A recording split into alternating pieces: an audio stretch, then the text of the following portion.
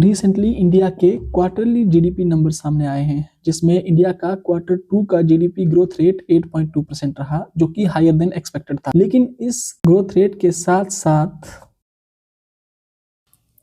GDP number के साथ साथ एक आईएमएफ की आर्टिकल 4 रिव्यू रिपोर्ट डिस्कस की जा रही है, जिसमें इंडिया को ग्रेड सी रेटिंग्स मिली हैं। आइए देखते हैं कि क्या है ये ग्रेड सी रेटिंग्स और किस कॉन्टेक्स्ट में दी गई है। नाउ इस आर्टिकल 4 के अंडर आईएमएफ की टीम एक कंट्री को विजिट करती है और वहाँ पे डिटेल डिस्कशन होते हैं। पूरी इकोनॉमिक डेवलपमेंट को रिव्यू किया जाता है और उस रिव्यू के बेस पे एक डिटेल्ड रिपोर्ट तैयार की जाती है और इसी रिपोर्ट का एक पार्ट होती है data adequacy assessment. Now data adequacy assessment determine करती है कि जो भी data economic data Indian government publish करती है, क्या वो डेटा सफिशिएंट है इकोनॉमी की सर्विलेंस के लिए, या कुछ और डेटा भी गवर्नमेंट को पब्लिश करना पड़ेगा।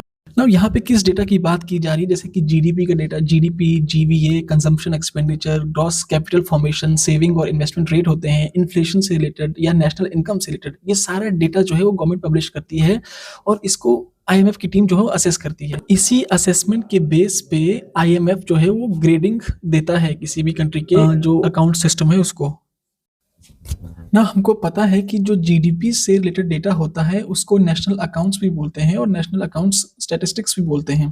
तो इन सभी डेटा को स्टडी करने के बाद जो टीम है वो रेटिंग्स देती है। नाउ रेटिंग्स जो हैं वो एक तो ओवरऑल कैटेगरी में दी जाती हैं और एक जो है सेक्टर वाइज कैटेगरी में दी जाती है। तो जो सेक्टर वाइज कैटेगरी है उसमें नेशनल अकाउंट कैटेगरी है, उसमें गवर्नमेंट भारत को सी रेटिंग दी गई है और ओवरऑल कैटेगरी में अभी भी बी रेटिंग दी गई है, जो कि थोड़ा अच्छी है।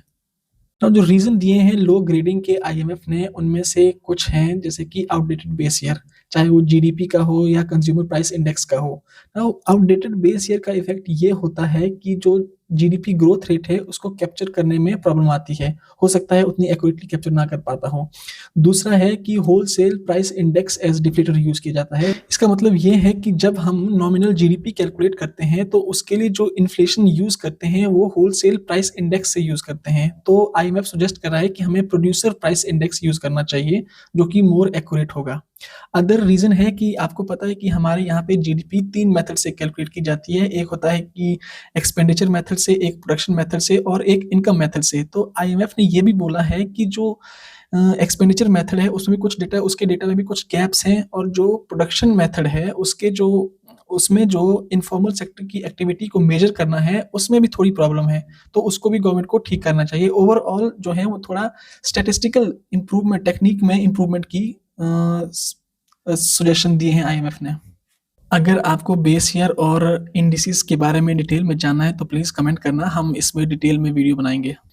अच्छा, इसके रिस्पांस में गवर्नमेंट ऑफ इंडिया ने आंसर ये दिया है कि हम 2026 के फरवरी महीने में ऑलरेडी जो बेस ईयर है हम उसको रिवाइज कर रहे हैं, चाहे वो जीडीपी का बेस ईयर होगा या फिर कंज्यूमर प्राइस इंडेक्स का बेस ईयर होगा, चाहे फिर या तो फिर इंडेक्स ऑफ इंडस्ट्रियल प्रोडक्शन होगा। तो हम इनको रिवाइज कर रहे हैं, तो ऑब्वियसली जो क्वालिटी है वो इम्प्रूव होगी।